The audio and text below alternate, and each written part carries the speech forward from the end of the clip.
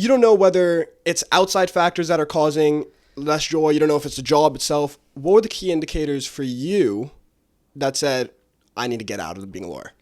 Yeah, I think it was honestly, I used to say, like, I would look at my boss, who was obviously much older than me at the time, and I would look and be like, oh, I don't want to be him when I grow up. Like, that is a good indication because it was like, you're looking at, for being a lawyer, for example, like the whole goal, the whole purpose is to become a partner.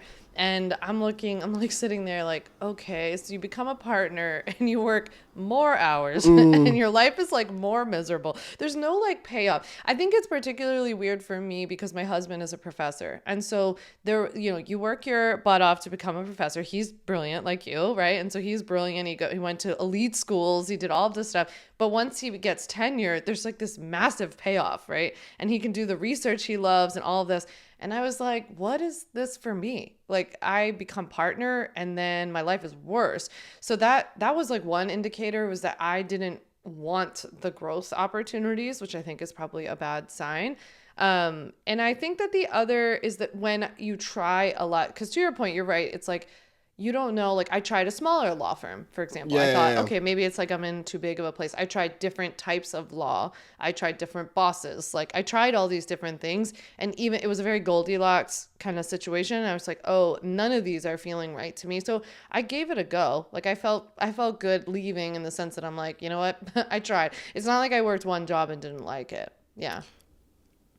And then you agree with Dr. Anne-Laure Lecomte that you don't need to leave the job completely. So in your case, what do you think you should have done? Although obviously I know that, I don't know about you, I believe that we shouldn't really have regrets because you maybe would not be here where you are if you were doing another side then. But in terms of advice that you could provide to someone like me, who's potentially going into the job market in 2 years, Yeah.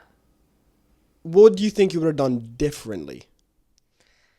I would put a lot less pressure on the job or the career path. And I would just I'm like a huge fan of curiosity.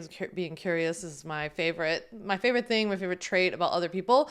And I think that looking back on it, because exactly to your point, like I don't actually regret, even though I was super miserable at the time, I don't regret any of those experiences because they all like layered and built on each other. And also they're all experiences that I draw upon now. So without them, I wouldn't be able to do what I do now. Like I wouldn't be able, I have a legal templates business. Of I course. sell downloadable contracts to people who start businesses. I wouldn't have been able to do that if not only had I not been a lawyer, but also in my experience in all of these different law firms, that's kind of what like cultivated and started brewing this idea very early on when it was still like a seed in my mind about this business. So it's like, I think just giving yourself some grace and some patience to be like, this is all going to go somewhere. You don't have to have the exact path figured out right now. Yeah, I spoke to Giovanni Vaccaro, who's the founder of Glam Squad, about 2 weeks ago. And he actually spoke about this idea that the biggest wealth in our lives is actually not correlated with our job, but rather what we do with our time. Yeah. And I bring this up because I found it really interesting that you said you realized you didn't like your law job for one of the reasons that you didn't have any passions on the side. Like, it's almost like it restricted your time. So is that why you think entrepreneurship provides wealth, because it actually provides time rather than restriction of where you get money still?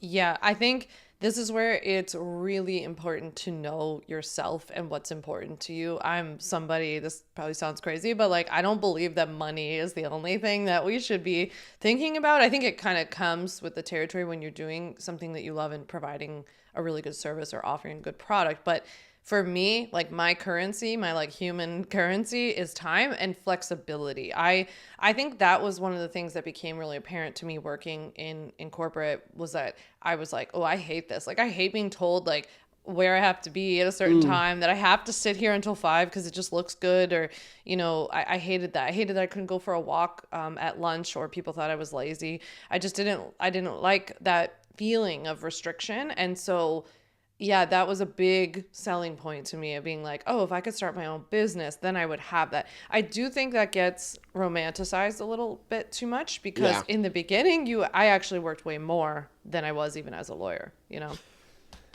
But then obviously the opportunity, like you said, if you became a partner in the firm, you'd have worked more. But then the opportunity of, I guess, being an entrepreneur was you'd work less. Is that what the key factor was? Yeah, I mean, at the very least, like you can control. I mean, I can kind of control now. Like, first of all, could scale my company to what I wanted to theoretically. And also, I can hire out. So, right. So, I can hire people to take certain things off my plate to help me reduce like tasks that do take up a lot of time or things that I'm not as good at or things I just don't need to be doing because it's not a very good thing for the owner of the business to be doing. It's not a revenue generating activity. So, yeah, I think I just have a little bit more control over that now. I also intentionally built my business in a way that I would have the time and the flexibility. So like, for example, I purposefully did not want a service-based business because I didn't want to be the person who was responsible for delivering my product, my service. So I decided to build a digital product business, so essentially an e-commerce business selling digital products because it's super scalable and doesn't require me very much. Yes, people, if you enjoyed that clip, remember to subscribe and like the clip. And you can check out the full episode right here. Yep, it's right here. Just press it. Just tap it. It's right there.